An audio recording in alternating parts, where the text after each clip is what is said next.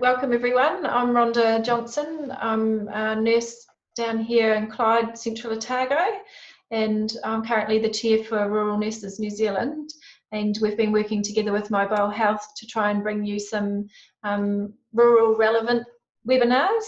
So this is the first of our series, and we're hoping that you'll be able to continue to join us as these sessions become available. I would like to introduce Ben Harris, and Ben is a med lab scientist and general manager working for Southern Community Laboratories. Ben is a guru of all things related to bugs and infections, and I'm really excited to hear Ben present, as I've heard from fantastic reviews of you as a dynamic speaker. So please welcome Ben. Over to you. Thanks very much, Rhonda. So influenza, as everyone knows about it, of course, and so I'll just fill in some of the gaps. And as is often said, the only thing predictable about influenza is that it's unpredictable. So people tend to talk up, for instance, because it was so bad this year up in the Northern Hemisphere, it's definitely going to be so bad this year down here. There's no tie-up at all. For instance, last year, we had a pretty mild year, and Australia had a really bad one. So always unpredictable is the main key point to know about. There are some things predictable with it though. We know the seasonal influenza returns each year in temperate climates like ours. As it happens, it stays about the same numbers all year round in the equator and the tropics. Vaccine does reduce the chances of catching seasonal influenza, but by how much? And it varies widely depending on age of the person being vaccinated. It's not so good as they get older, unfortunately, because they're more likely to catch it and die from it. And it varies on how well it's matched. The vaccine's matched each year. And every now and again, a whole new strain will arrive that we've, as humans, have not had any contact with before, and that hits us really hard. And because we haven't had any contact with it, we have no immunity to that strain. So 3 or 4 times per century. On the predictable part, for instance, here it is like clockwork coming back again every year. And so that part is predictable. We never get a year without a rise of influenza, but it can vary. It can come quite late in the winter or quite late in the spring, and sometimes it comes very early. The types of influenza include type A, which is the one we tend to hear about often, and that's all age groups, can be moderate to severe illness, and in humans and other animals. Type B is usually milder, but not necessarily at all, usually milder, and it's mainly in humans, and type C we don't dwell on. It just seems to be a non-issue. The so-called typing of influenza, depending on who's reporting it, there seems to be about 18 hemagglutinin or H types, and they're the ones that stick to the respiratory cells, and about 11 neuraminidase, as I called, or N types. So 18 times 11 is almost 200 different subtypes of H and N combinations. And so when you hear these H1N1, H2N2, all of these, they're all varying combinations of those. And the main reservoir for that almost 200 different types is birds, either domestic or wild waterfowl. They carry it just like we carry E. coli in our normal gut flora. It's no trouble for them at all. Same as E. coli with us. Occasionally it may give them the equivalent of a cold or something like that, not much else. But from there, these almost 200 types over time can mutate to go out into other animals, because we know most species of bugs are species specific. What I'm meaning from that, we never catch dog distemper off our dogs. We do not give measles to our cat. We are not going to catch Mycoplasma bovis from cows. Most species of bugs stay within that particular species, but sometimes they will mutate and be able to get over into another species, and that's what can happen with these. So just expanding that a little bit more, these other animals where mutations have happened can pick up different strains and of these different H and N types. And you'll see the human one on the bottom left, human one, we mainly have H1N1s, H2N2s, and H3N2s out of the 200 total possibilities. But in the red there, I've got other ones that from time to time creep over the species barrier, and they cause us significant trouble because we have no residual immunity to those types at all. We've never been exposed to them. And so sometimes when they mutate enough to go rapidly from person to person, that's what we call a pandemic, and we're in trouble. Just diagrammatically, again, there's the 18 H types, 11 N types. Birds have all those types as normal flora, and the species, any of those other mammals can get them as well, and animals, and humans, just primarily those 3 H types and 2 N types, but always chafing at the bit for others. Then, just get this, there we are. The naming of them, sometimes you'll see it written out like this, Influenza A, Sydney, 5, 2006, H3N2. So the name Influenza A is the virus type. Sydney was where this particular type was first isolated, where it first cropped up as a new strain. And that was the isolate number at the time. And that was the year it was first isolated. And that's what the H and N type subtyped as. And we know these viruses, the seasonal influenza, there's billions of them within each person when somebody gets infected. And I say viruses they copy themselves, but they're hopeless at copying themselves. They invade our cells, because a virus can't multiply on its own, it has to invade our cells, take over DNA and such like within the cell and start pumping out other copies of itself. And it's hopeless at copying itself accurately. In other words, it's producing ongoing many, many variations. Wonky copies is what I call them. So our normal seasonal influenza keeps drifting all the time because of all these different mutations. And if it drifts enough, then the vaccine won't work against it or will not work as well.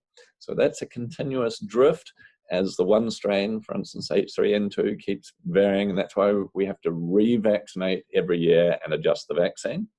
And then sometimes there's a radical shift and there's a whole new strain, not just H3N2, might be something completely different like H5N1 or H7N9, and that's a shift to which we have no immunity at all. To give an idea of how much they change, that's just one tiny part of a normal seasonal influenza, one tiny part of all the different variations within a year it starts changing.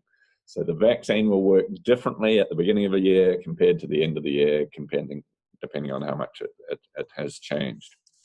Then we have to, or people often ask, how effective is the influenza vaccine and how is this measured? And I'm not going to spend too much time on this, but at the end of this, hopefully you'll all have the PowerPoint as well and you can spend longer on some of these things. But there have been over 6,000 papers published on this, and we always have to be careful. Some of them are vested interests from different companies trying to promote their different things, and then the molecular testing, PCR or nucleic acid testing, that hasn't been available for so long, and so that negates all the earlier papers to a large extent, and so it keeps going. But when we look at the influenza within the seasonal influenza, note when we're talking about the efficacy of the vaccine, where do we measure the efficacy? Because the yellow here is type A and the green is type B. So notice at the beginning of the year, this happens to be in the States this last year, at the beginning of the year it was mainly type A, but as the year goes on, the green type B is increasing in percentage.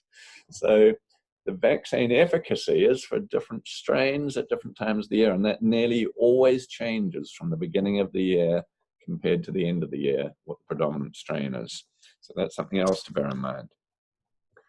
Now I'm going to ask you to go over in your minds, if I ask you, what are the symptoms of somebody with influenza? What are the symptoms?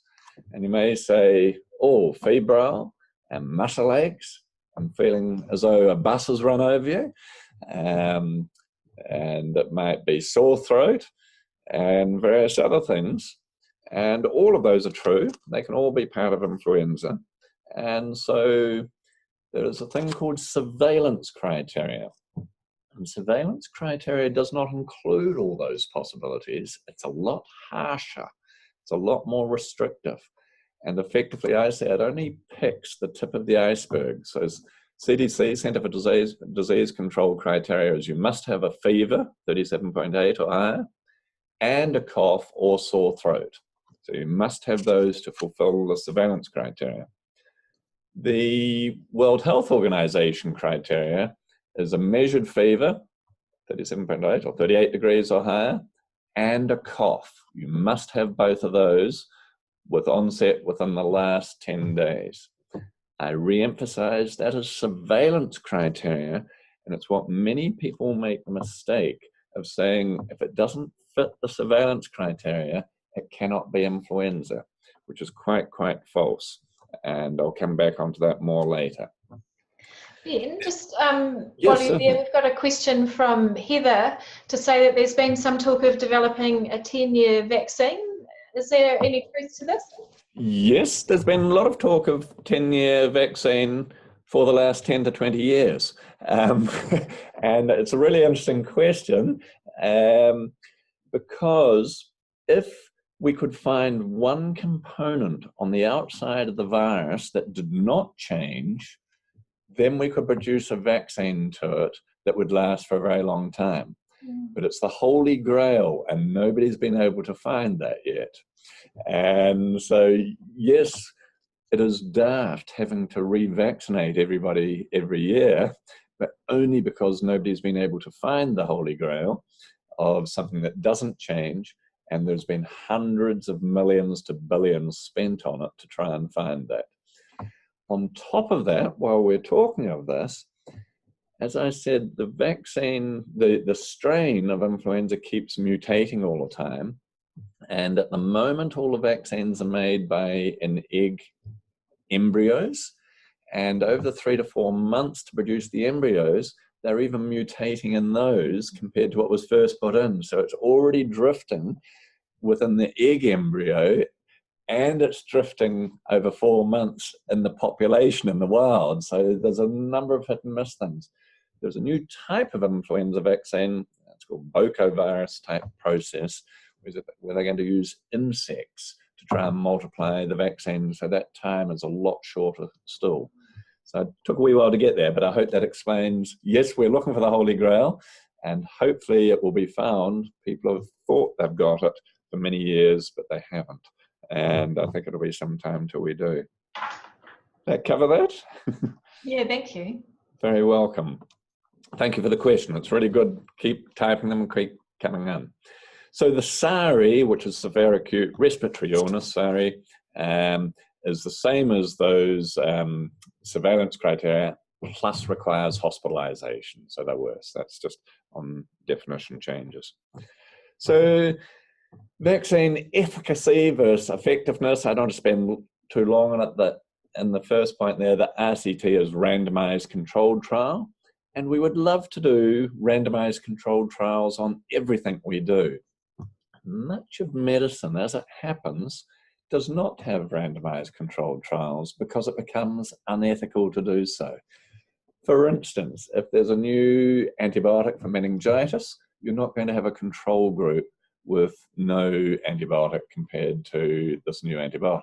So we have to do second best after a while. And once the randomized controlled trials showed that the influenza vaccine was so good that it made a measurable difference, not nearly as good as we would like, but a measurable difference, then it becomes unethical to have a control group that does not get vaccinated, because there's going to be a number of deaths in that we can predict beforehand.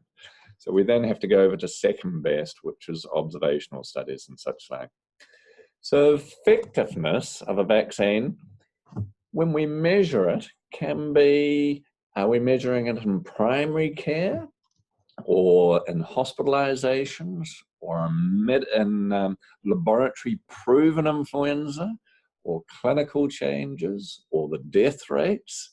There are many, many different parameters which can change, or just in certain vulnerable groups, many, many different parameters that will change how we measure the effectiveness. And that's why there's so much confusion often goes on around it, let alone the year changes and the prediction changes.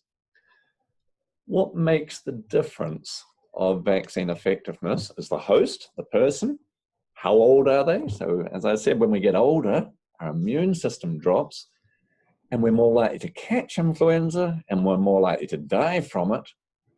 But for the very same reasons, the vaccine is less likely to work because the immune system's not so good, so it's less likely to respond. So it's a somewhat catch-22. Underlying illnesses, and or not even illnesses, pregnancy, greatly increases our chances of adverse outcomes. Prior exposure to which strains? Did you get it last year? Was it a similar strain or not? And how long since you've had vaccination? It can take 2 weeks to build up, but over a year it starts dropping down a bit, especially in the elderly again, because their immune response will not be so high, and so it can start dropping down. Then the vaccine characteristics. What's the mode of delivery? We use injections here of no live virus in any of our influenza vaccines. But there are also live viruses used in the States for under something like 50-year-olds. And some years they work well, some not so well. And then do you add an adjuvant in it, something like aluminium, and that petrifies people, gives them a bad name, is there Alzheimer's and all that, which has been disproven. So it's not. And how well matched is it to the circulating strains? And the circulating strains are essentially the last ones that were predominant at the end of the other hemisphere. In other words, for us, the northern hemisphere, the last ones that were predominant as late as could be predicted at the end of their year, but still giving the vaccine manufacturers 3 or 4 months notice to be able to produce a vaccine in time.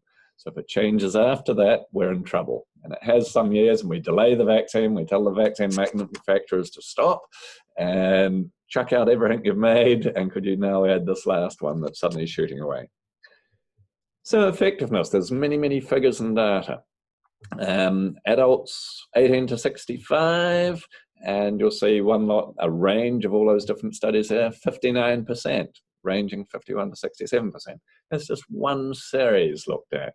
Children 6 months to 7 years, children have a much better immune system when it's challenged, so that tends to be a lot higher. You'll note the range 69 to 91%. So there are all these different ranges. What about the elderly? Well, there's only one randomized controlled trial, and it was somewhat underpowered, which the Cochrane reviews have looked at. And they say Cochrane reviews are utterly down the line. And they said no conclusion could be drawn.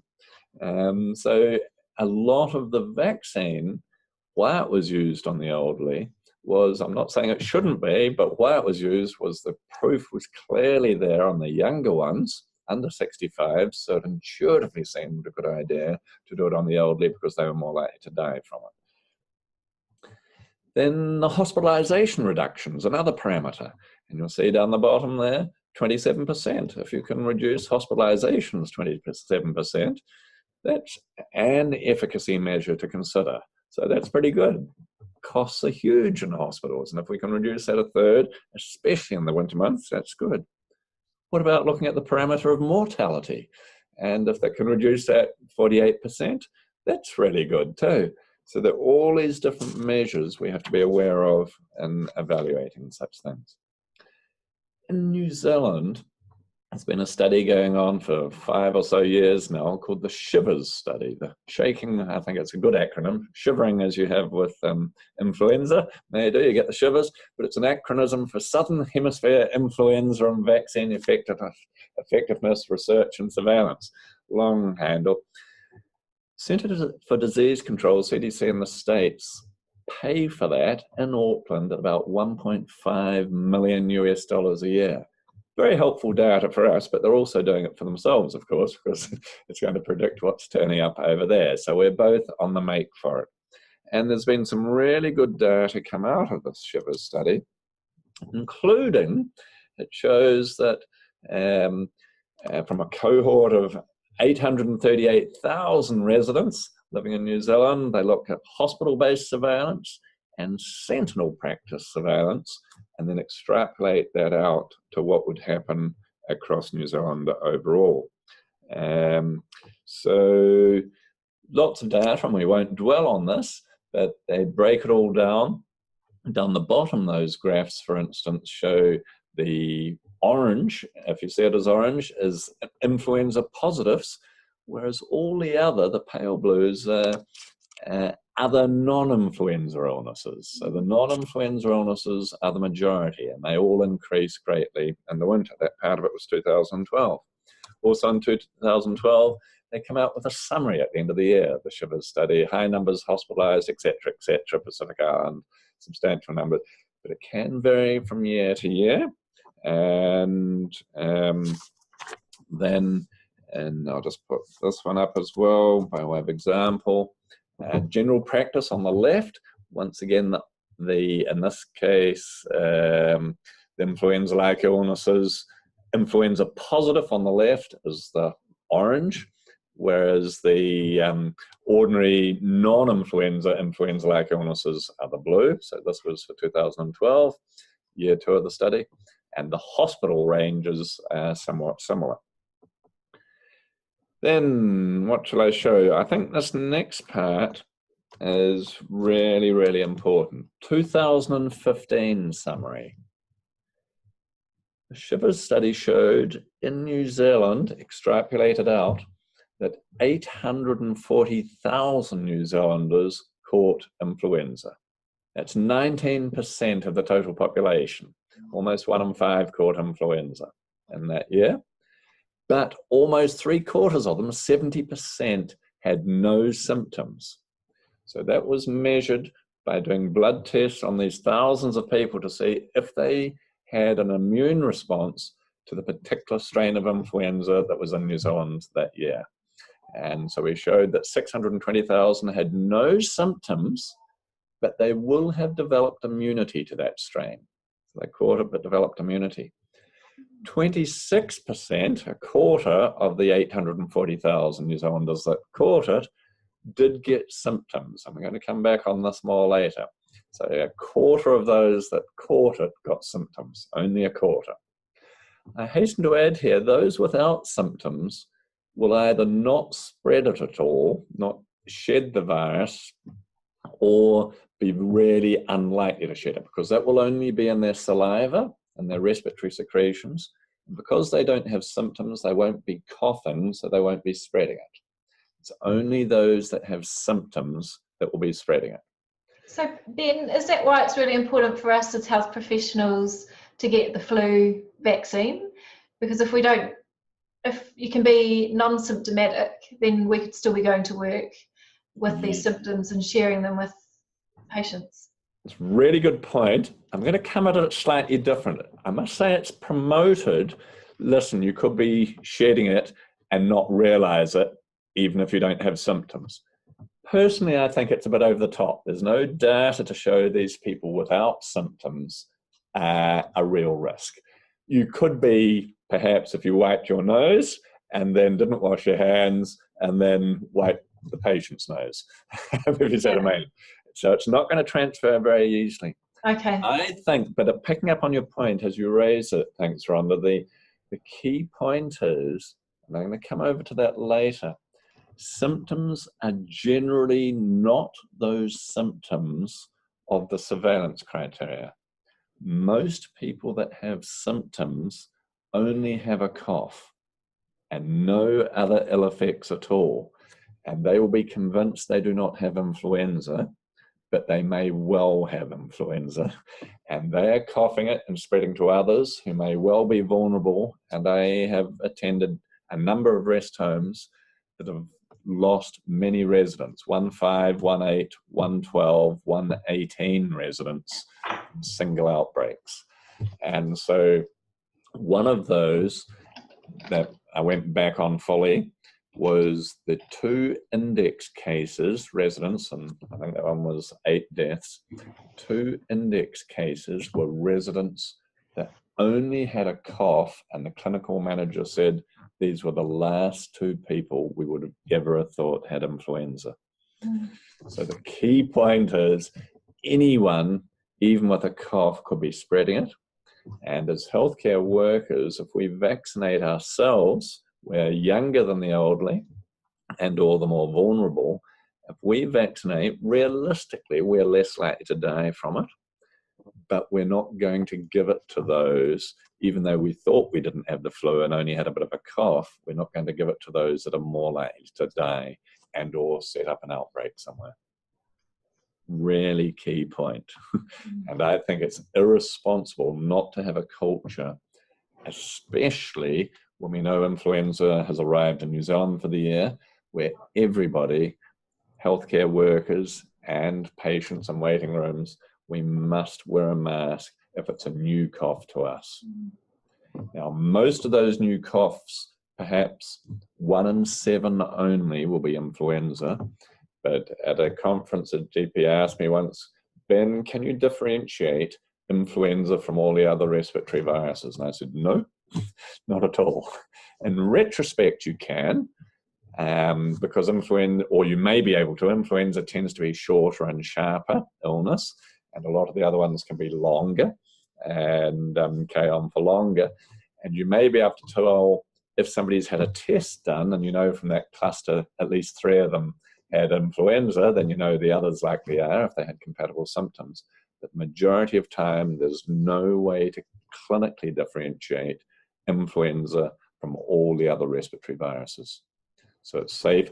And on top of that, we don't want the other respiratory viruses either. Some of these other ones, the rhinoviruses, can cause considerable morbidity amongst healthcare workers and patients in the public. It's awful if you get laid up for 6 or 8 weeks. It's just awful. They go on. And we only got them because somebody didn't wear a mask and or wash their hands. It's as simple as that. They are remarkably easy to stop in their tracks. We're just going to take the opportunity to ask people a question. So there'll be a little a poll that pops up on the screen in a minute, a question. So it's anonymous, and so fantastic, encourage it. Put your questions in. Yep.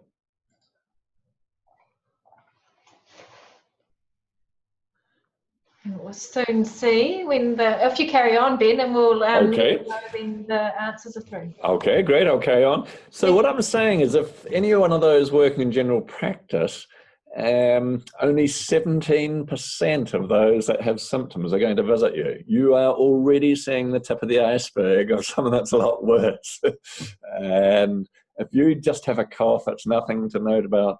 Think how many people you may have spread it to. If I'm being harsh, how many people you may have killed. Because you spread it to someone else who then went to visit their parent in a rest home and several people died, if I'm being harsh. But it's actually true too. So put graphically, most people have no symptoms, and I do add, so actually will be very poor spreaders of it because it's only in their mouth secretions. 80% of people that have influenza will not visit the GP. You're only seeing the tip of the iceberg, and only the tip of those that visit you in general practice or that you see at home are ill enough to go to hospital. So the tip of the iceberg. Covering off some myths just quickly, because I think you'll know most of those. Looking at those. Have you had influenza vaccine? 71% coming up so far. That looks good. I'd like to spend some longer on the other 29%. Influenza is not a serious illness. Not right, of course. We have maybe 400 deaths, could be significantly higher in New Zealand each year.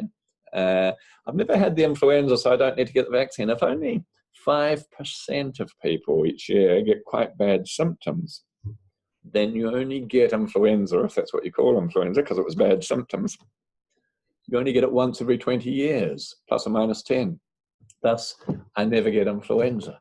And how many people have you given it to? And we had a head of department once, often leaders, and you are all leaders. People look to you because you must know a lot about it. And often leaders, there'll be people that don't have it. I know one head of department would never have it, and for 10 years, and he was fine, so none of his staff did. And then one year he got it, he was hospitalized for 6 weeks, and he said, I'll never, ever, ever not have the vaccine again. And it can hit anyone, even if you haven't normally had it before. And the influenza vaccines can give me influenza. That is utterly, utterly false. There's no live virus in the vaccine at all. No live virus. As I say, if I was to give you all a glass of milk and you drank it, can you catch a cow from it? It is just not possible. And so there's no chance of that at all. And incidentally, while we're on that, there's almost nobody now, it's been purified so much, that gets egg allergies. It's almost unheard of, something like 1 in a million that has egg allergies. People can get allergic reactions to it, but not egg allergies. Getting influenza vaccine every year weakens my immune system. Once again, utterly false. In perspective, naysayers on vaccine, and I used to question it, we are made up every day. Well, we can vaccinate in total against maybe 14 or so different things. And it's reasonable to ask, doesn't that make our immune system lazy?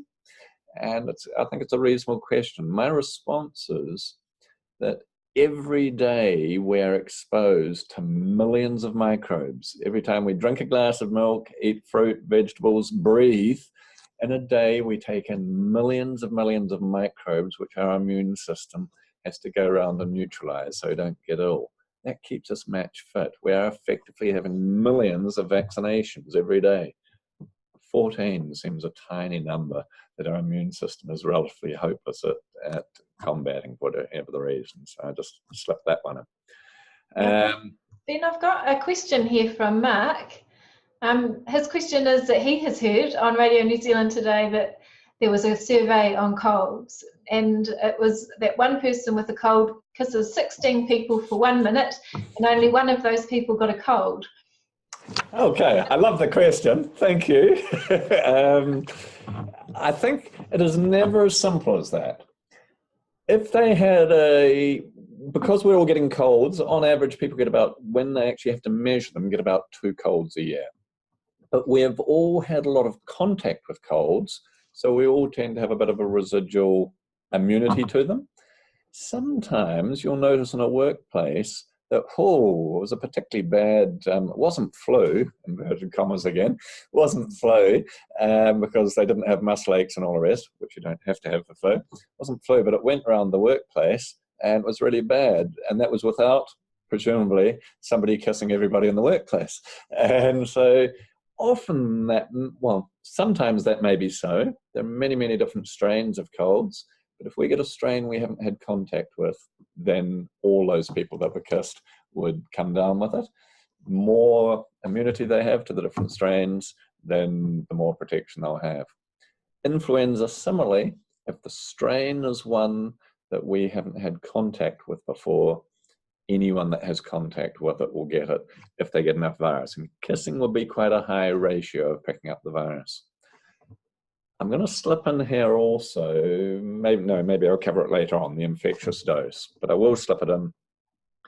We need to breathe in, on average, the average person under 65 with a good immune system would need to breathe in or eat about 800 influenza virus before we succumb to it. 800 to a strain we have no immunity to, about 800. Less than that, we will still develop immunity to it, but it's called a subclinical infection.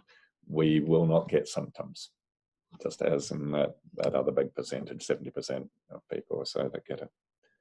Does that cover off that question? So I think Radio New Zealand might be oversimplifying it a little bit, or the person that spoke to them may have been oversimplifying. They might be right sometimes, not others. And I repeat that of influenza-like illnesses, only 1 in 7, for instance, might actually be influenza. And we won't know which, so also if we're kissing. The the influenza vaccines protect against the viruses of bacteria that cause colds or stomach. No, it doesn't. It's primarily against influenza, although there does seem to be some interesting things happen that protect against other illnesses. Vaccines do not work because I still get the influenza or the flu. That's a tricky one. Influenza vaccine is not that flash. Mumps, measles, rubella, tetanus, polio are very good. They're getting almost, they're sort of in the high 90s, 99% effective. Realistically, influenza vaccine is a lot lower than that. Under 65s, maybe 50 to 60%. Over 65s might be 25% in an average year. Sometimes it's a lot lower still, sometimes it's higher. So we can get the vaccine and happen not to have immunity to the particular strain that's mutated and get it. But the vaccine still reduces our chances of hospitalization and dying. In other words, it tends to ameliorate the symptoms, but not necessarily. But it's also why the vaccine is only one component towards reducing catching and spreading influenza. The other components must be to stop the coughs, so somebody's not exposed to it, and hand hygiene as well, if they're around coughs or touch door handles where somebody else has touched it. Those three things are key, plus if they're bad, isolating the person as well. Pregnant should not get an influenza vaccine, which is utterly false. A pregnant woman is much more likely to have serious adverse outcomes. I'm a nursing mother, same thing again. Then Yes. Marie has a question, and her question is, how many particles would we come in contact with in a cough if we need 800 to succumb? So how many particles? Okay, really good question, and I'm going to jump forward to that particular question as it has come up. I hope I can. Where did it go? I might not be able to. I was sure I had that one there. I'm really annoyed now. So when somebody coughs, when somebody with a respiratory virus, this is really important, when somebody with a respiratory virus coughs, this is the one I want.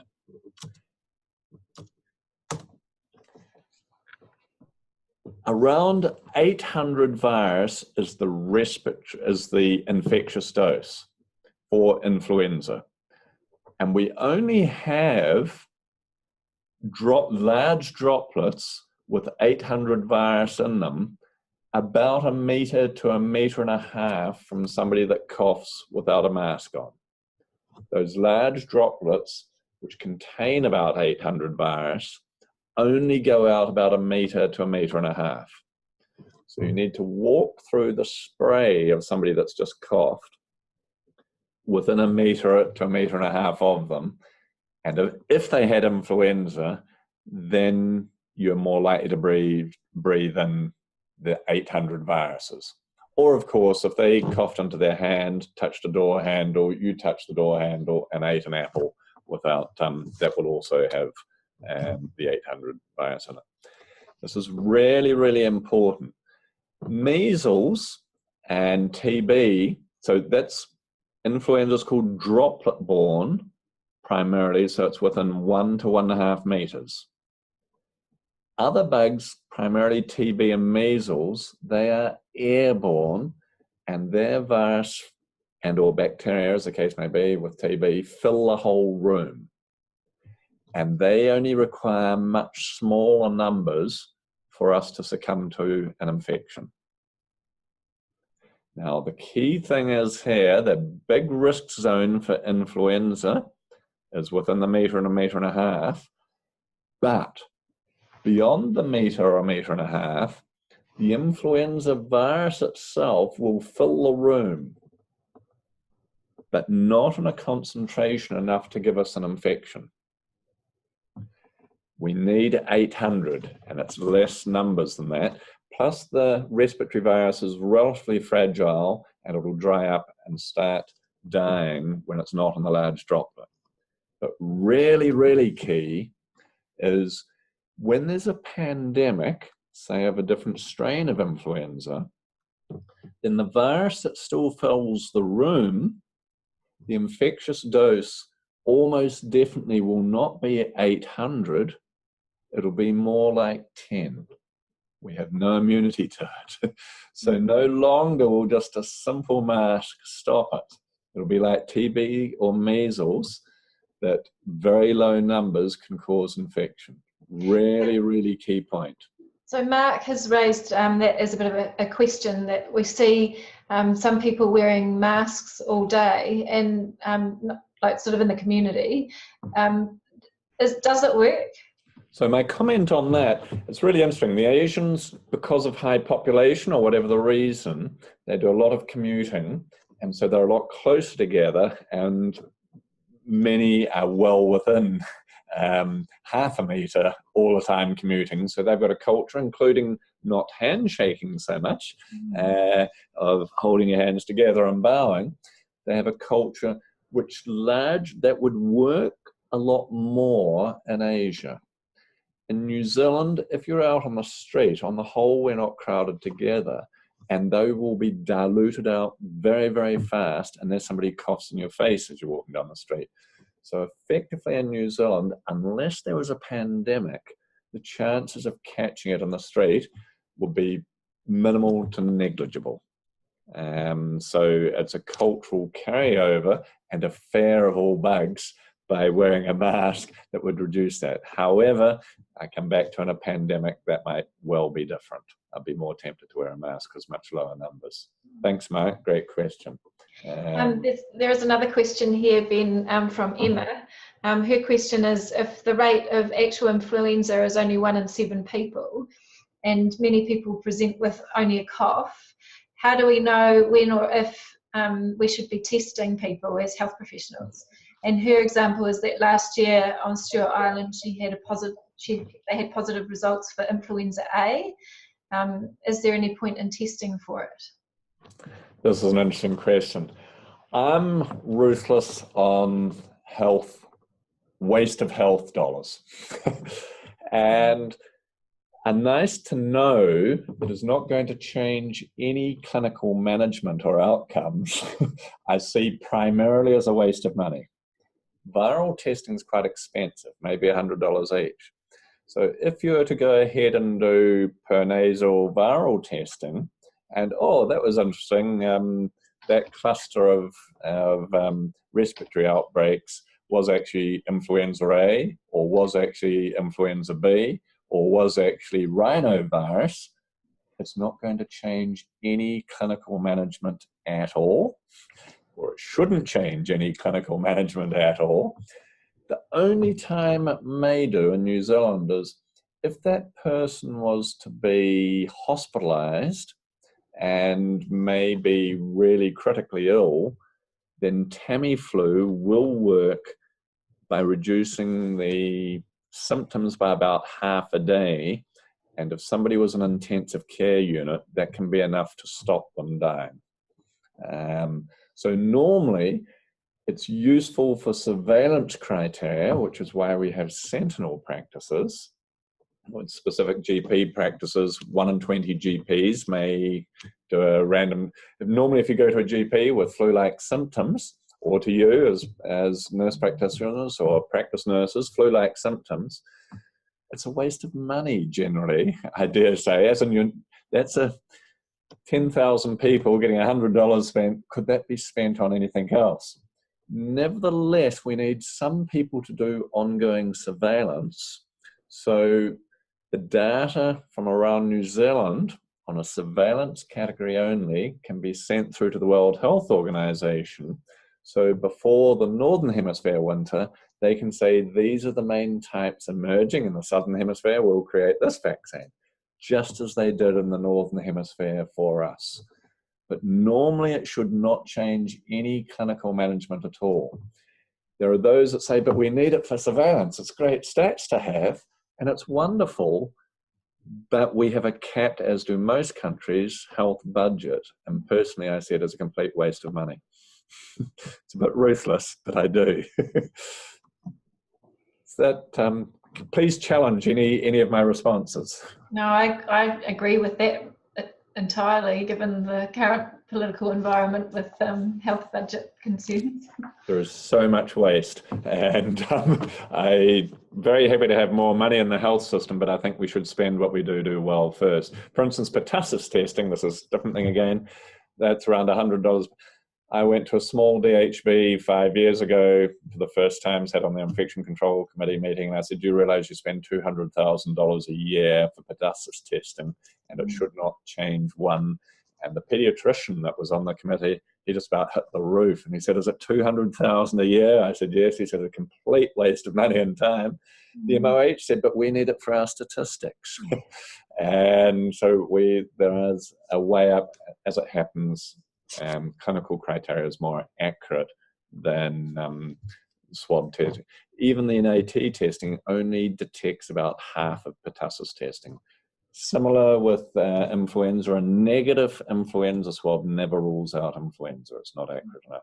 We're aiming for a point at the back of the throat that we can't see around a corner with a number of obstructions. When we take a pernasal swab, we never know if it hit the mark or not.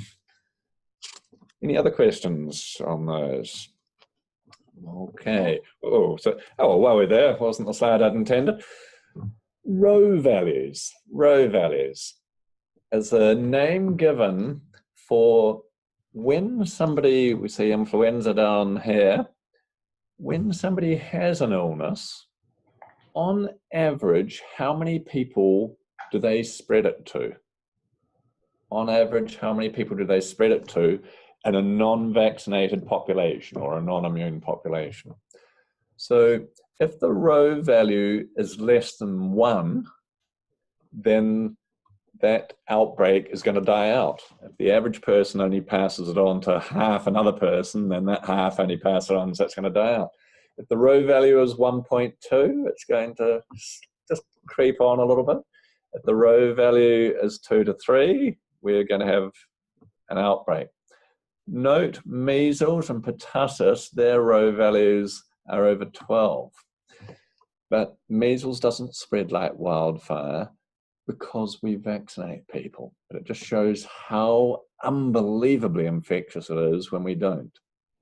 And as it happens, norovirus is around this also, and we cannot vaccinate people for norovirus. So these are really important. When the next important thing is, how is the microbe spread? Is it airborne, as in measles and or pertussis and or norovirus for that matter? Or is it droplets, which primarily influenza is, but a pandemic can be airborne? So that's the next thing.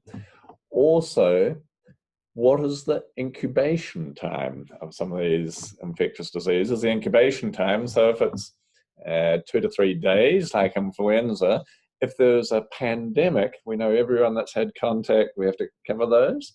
But if it was a 10-day incubation time, and I'm thinking of measles and such like, then it's a lot harder to do contact tracing. Then the next thing is, for any new illness, emerging infectious diseases, thinking of pandemic, is when does it become infectious? Does it become infectious before the person has clinical symptoms? I'm thinking measles. Or does it become infectious after they develop symptoms? A lot easier to trace, as in Ebola. So we need to know that, and to know that when there is a pandemic, we look up World Health Organization and or CDC and try and learn what do they know about this new outbreak or this new pandemic so far, and that will then inform our decisions of what to do later. So I'm going to skip through a few more things one at a time and just put main reasons for people declining influenza vaccine from a survey of 200 people. I don't think the vaccines work. Well, we know that's not right, but they don't work nearly as well as we would like. 17% I don't need it. As a healthcare worker, just how many people have you given it to and or killed, if I'm being harsh? I may get sick from the vaccine. Yes, you may do. Some people have a reasonably bad thing, but most people don't. And you're thousands of times more likely to die from influenza than you are from the vaccine. I may experience side effects. and some can be significant, so they'll be more cautious about having it again. Allergic to vaccine, very few people are actually, especially the egg component. It's almost non-existent now. I don't think the ingredients in the vaccine are good for you. Well, there's no aluminium as such or anything else, and 18% no reason. It's not brilliant, the vaccine. And I'll just click on this again, not brilliant. So, efficacy, and this is from Cochrane, who are ruthless, when the vaccine is a good, completely matching the circulating strain. Out of 100 healthy adults that were vaccinated, 1 person may still develop influenza. Of 100 healthy adults in the same year that are not vaccinated, 4 may develop influenza, so another 3. Now, any one of these red people can spread it to others, but we've greatly increased the chances of spreading to others. Not flash, we need to back it up with a mask, hand hygiene and isolation. Realistically, in a poor matching year, out of 100 people that are vaccinated, 1 may develop vaccine, and from those that are not vaccinated, only 2. So you could say it only stops 1 in 100 in a poor vaccine year. So we have to be realistic. Then most people with just a cough will not be influenza. Maybe only 1 in 7 will be influenza. So we're still going to get lots of other respiratory illnesses, all of which can be stopped in their track with a mask when we're there within 1.5 meters of others. But only one of that 7 on average will actually be influenza. And that's why there can be misconceptions about how it works or doesn't work. Examples of the other respiratory viruses include all these others, about 18 of them, but these others. No, I just wish to show, this paper was published, and set up here over 3 winters in the States of a hospital where people were ill enough to be admitted to hospital. So they're ill enough, so they're already at the tip of the iceberg, ill enough to be admitted to hospital. And they went back retrospectively over 3 years. The importance of that is we've got 3 completely different influenza seasons with different influenza strains. It wasn't a one-off. And of the 207 patients that retrospectively were confirmed with influenza at the hospital within 2 or 3 days of influenza, but they're ill enough to be admitted, 90% of them had a cough, whether they were over 65 or over or under 65. 90% had a cough. Subjective fever, in other words, they believed they had a fever. Of those over 65, only 58% had a fever. 3/4 believed they had a fever, but when measured, these were both exactly the same. Only 60% did have a fever. 40% did not, when they're ill enough to be hospitalized. Cough is the key marker. Cough is the key marker. And so I'm going to pass on through. Are there any more questions at the moment? Yeah. No, there's nothing pending at the moment. Has anyone got something that they'd like to ask at this point? And I'll keep talking. One thing I just keep pushing the envelope on in the last couple of years, this is really interesting, I think. What if we were to vaccinate children? If we were to randomized controlled trial, if we were to vaccinate children between 1 and 15 years of age, then we get a remarkably good response, And so that's very, very good vaccine. Now we look at effectively a trial over 20 years in Japan. And back in the late 50s, mid-50s, they had a really bad influenza outbreak across the country, which killed a large number of people. So they were early vaccine promoters. And they decided in 1970 to vaccinate all children. 1970, vaccinate all children. So although this was coming down, note how much further it came down for the next 20 years. by vaccinating children compulsorily. Then, as often happens with the success of a vaccine, the population started saying there's not much flu about. Why should we compulsorily vaccinate children? So here, 1990, it was lifted, the compulsory vaccination, and flu rates took off. The control group was the United States, if you like. During that same period, they realized the elderly are vulnerable to catching influenza, so we should vaccinate them all, the over 65. So they did, and the all-cause deaths did not change at all. So that was effectively the control group. Then there have been other things picking up on that. There's a Hutterite community in Canada, which is religious groups in towns of about 200 people, and not completely isolated, but they live in those towns. And they vaccinated people, children, and they used control groups. Some whole communities were vaccinated. Their placebo was hepatitis A, because they had high hepatitis A rates, so they thought they'd do some good at the same time. And the active intervention was influenza vaccine. They didn't know, it was blinded. They didn't know who. One community would get one would get another.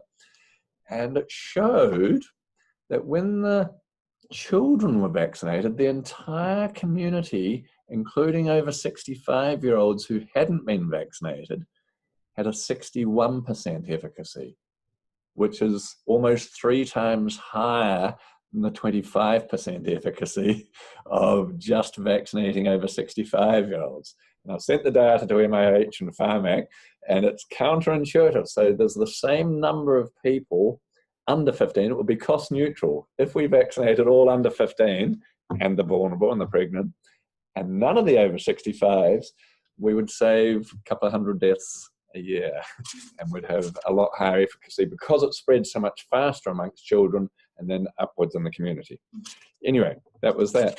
Another idle thing of interest was when we vaccinate in the morning to influenza, this is different influenza strains, H1N1 and H3N2, the efficacy is better if we vaccinate people in the morning compared to the afternoon. So it may well tie up with the microbiome, which changes through a day. And the microbiome, our gut microbiome, is key for our immunity. So another thing I point out, expect the unexpected. Most people with influenza have a cough, primary symptom, haven't been over that. And it's only afterwards people may say, oh, we didn't realize it was TB they had. And I've seen it in radiology practices. Someone was sent down, we didn't take any precautions because no one thought of TB. All coughs think it may well be something infectious. And so I developed that slide a while ago, and the rest homes love it. and it just seems to be something that captures people's imagination. So I tried a number of different ones. So wear a mask for any new cough, even though only 1 in 7 of them may be influenza in the right season. So mask when you cough, good hand hygiene, isolate. Ben, Rowena mentioned earlier that she was wanting to know where you can get copies of the mask photo. I wonder if that's... I'm fairly sure it's on our website. Otherwise, email me or I'll make it available to mobile health and or any of those on our website, which is www.canterburyscl, short for there we are down the bottom. Southern Community Labs, clabs.co.nz. And on that website, one of the tabs at the top is infection control, and then you dig down from that, infection control, and I think it's probably under rest homes, actually. There's one for GP practices and one for rest homes. But if you have any trouble, get to me direct. So as I think we've laboured, any one of us tie all these other areas, I just want to make the point that normally we get bugs, and most of the time that's the bugs increasing, our immunity stops it before it gets to that critical value. But sometimes, for whatever the reason, we get bugs and it overcomes our immunity, then it becomes a clinical infection. Key to every infection, what is the infectious dose? And for different bugs, so old milk, I say, even around 1 million per mil, we will get crook. Whereas the most infectious bugs are norovirus, measles, and they only need about 10 to overcome our immune system, and that would be pandemic as well. Whereas influenza is around 800 for seasonal influenza. Really key points to understand these. Normally speaking, for seasonal influenza, we know the virus increases and the symptoms come shortly afterwards. But we're not coughing here, so we won't be shedding that virus. They do keep emerging all the time. These different strains of respiratory virus keep on emerging. We never know when the next one, sometimes a new one comes and doesn't last for so long. And the H3N2's lasted for ages. Usually when a new one comes, the old one goes out, but we're left with the swine flu, H1N1, as well as H3N2. It didn't happen this last time. Really interesting, I think, when we look at the 1918, because it's a centennial this year, the so-called Spanish flu, which started in the States, but called the Spanish flu because Spain was the only country that wasn't at war, was neutral, so it was quite happy to publish its results. Everyone else wouldn't admit to half their population, including their military, falling down like flies. So there's a lot we do not know, a lot that's unpredictable. This is the all-cause death rate. This is when the influenza, this is the first wave here, which is almost imperceptible. Now, if you knew there was a new pandemic, would you rather catch the first wave with that death rate, or wait until it mutated more and catch the second wave? It's a bit of a tricky one. I'm just saying that's a reality. The reality here, New York, Paris, the dotted, and Berlin, in the middle of a war, hit on the same day. In the middle of a war, London 1 week later. And this is across the Atlantic in New York. So was it subclinical in the population and suddenly there's a temperature change that allowed it to come up? This is how much we do not know about influenza. Utterly unpredictable, and it blows everything out of the water. Then the third wave came much later. But there's so much we do not know. Ongoing, we do surveillance on highly pathogenic HPAI outbreaks in domestic birds, and that happens all the time. Where there's an asterisk is where a human at that chook factory has caught it. So it doesn't happen very often. Ongoing, we do all these, and you'll notice all the different strains turning up. Not only does it decimate the chooks, but we're also, here's another one, some of these, 1 or 2 cases of humans. And it can turn highly pathogenic and have a really high death rate.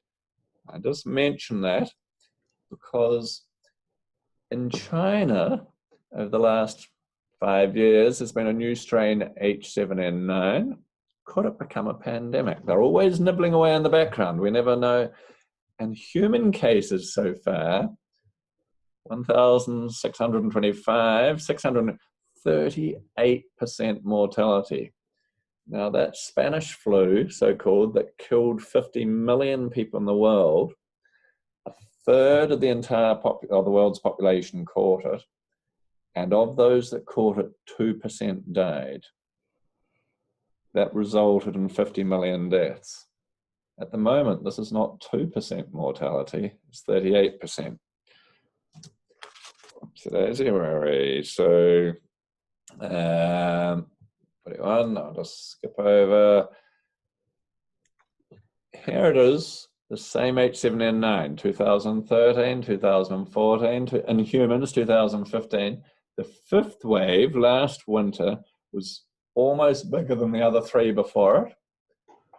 Will the sixth wave, could it ever suddenly take off? Or will it just no longer die out? Nobody knows. Utterly unpredictable. But I put it to, if this did mutate and give a huge wave, we are one plane flight away. Or it can be like the first wave, which starts infecting quite a few people. The rho value is maybe 1.2, and it just keeps going. It can't be contained, but it could take off as well. We don't know how fast it may or may not. Also, always expect the unexpected. And I have an expression, a sane person lies. And you think, surely not me. Unless you're a student from South Korea with an influenza-like illness, and you paid a lot of money to come here and study, and you're told, no, stay at home in case you've got MERS. I know your family has spent 6 months saving for you to come. You're going to think twice before you volunteer that information. And there's one we had actually 2 years ago now, exactly that happened, and the student was due to be flying out to the States in a week's time, and they told their GP, no, I'll cancel my flight, that's not on. And they're quite correct. They cancelled their flight and booked one the following day instead. So they got on a plane with what could have been MERS to get out of here, so they got what they perceived as a lot better medical in a different country. So be aware a sane person lies. 4 in 10 healthcare professionals work with an influenza-like illness. That's the reality. Thus I come back to pushing masks wherever we can. So I think my time is about up. I'll happily talk longer. Please keep the questions coming in. I'm not sure what your time limits are. I just put this. There are many ways to end up on, many ways of trying to combat. Sometimes I wear masks, but being along the line. We know that vaccination is a key component of trying to prevent the spread of these influenza viruses. But where was I? Only one key component. Sometimes the most ill-informed make the biggest voice, and so the child's so petrified, empathetic. What wonderful empathy for his pet or her pet, and so yes, they come from there, but we're normally immune to the 198 strains they have. It's only occasionally they mutate, but it can cause havoc when it does. Don't forget, at that time, it'll fill a room, whether it's pandemic or whether it's TB or measles. Remembering opening an external window or door will dilute out the air in that room and help reduce the chances of catching it. And that's it, really. This is the devil is in the detail, those H1 and N types. Would that we did have a 10-year vaccine. It's not going to happen. We tend to cruise along thinking everything's all right, and then suddenly we can be in trouble. And either from a pandemic or a seasonal influenza, we never know when it's going to be a good year or a bad year. So thank you kindly. I hope you've learned something. Thanks very much, Ben. That's been really interesting. A few things that stick out for me was that 70% of people are asymptomatic. That I think is astounding. And the other thing that that I've learned, I always thought it was a 1 metre distance that we had to stand away from each other if we were, infectious or coughing. That 1.5 metres, I'll keep that in mind now. I think I'd be more comfortable with the 1.5 metres, realistically. We're all a little bit different, 1.5 metres, but I mention that also. If there's a time you're in a hospital, your local hospital, and you get a bit inundated with people with respiratory illness, and you may or may not know it's influenza, so long as it's not TB, then so long as there's about 1.5 metres between the beds, if you haven't got single rooms, that should be pretty good protection. Just bear that in mind. I've done it in a number of hospitals. You should be able to stop it dead, just realising that. Thanks, Ben. There's lots of wonderful comments coming in. People have really enjoyed your talk today. Just before everyone zips away, there will be a survey that pops out. We'd really appreciate any feedback on the session tonight. so that we can use that information when planning our next webinar. So please take the time to fill that out, and thanks so much for signing in. And thanks again, Ben, for your really informative presentation tonight. I appreciate it. You're very, very welcome. And I think Andrew here, who's done all the background here, thank you as well, Rhonda, for all your facilitating. It's never easy, and you're a busy person anyway. And in the PowerPoint, which I think you'll have available, at the end I've got some questions and answers with a bit more detail in, and more than is probably appropriate to go through in a session like this. So I hope you learn something from that as well. But, all the best. Yeah. Please contact me direct or via Rhonda or Mobile Health, any added questions you have. No trouble at all.